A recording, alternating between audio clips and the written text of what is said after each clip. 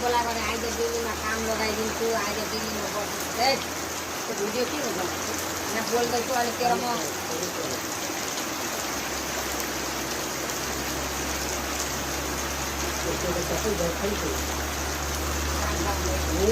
नौकरी खान्छ राम्रो लगेर एकदम त्यो छ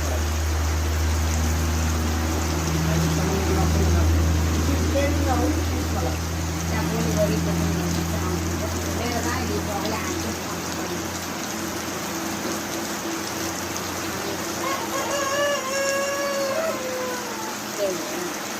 आमाले गरे पाँच छोरोलाई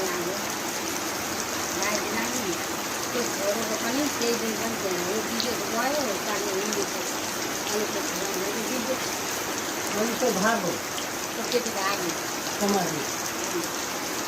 यसलाई सोचेर चिन्ताले गर्दैन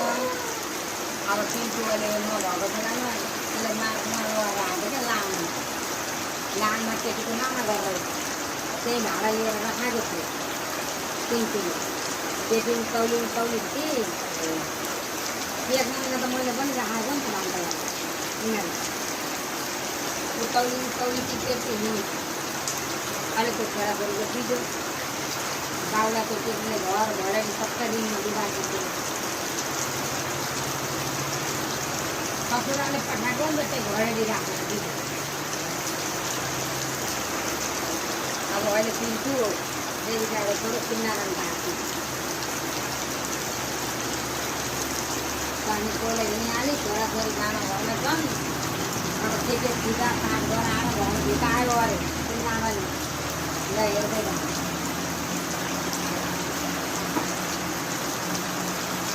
अर्को छोरो छैन त अहिले कान्छीपट्टि किन छैन अनि कान्छी बिहा गराउँछ छ नि अहिले हातमा छ नि त यो दुनियाँ कति दिनु भन्नु जमानु त्यो लोग्ने सिधा त्यो लोग्नेलाई त लोग्ने जति नमान्नु आफू के कर्म गरेर हिँडी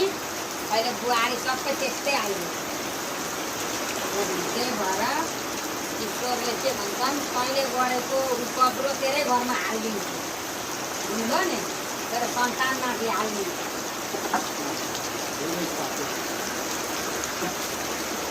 मान्छेको मन शुद्ध हुनुपर्छ आत्मा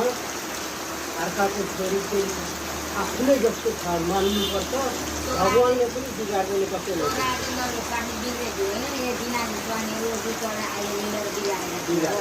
रोटी फौजी बनाइदिए हिँड्ने बनाइदिए यिनीहरूसँग हिँड्ने भएर त बिग्रियो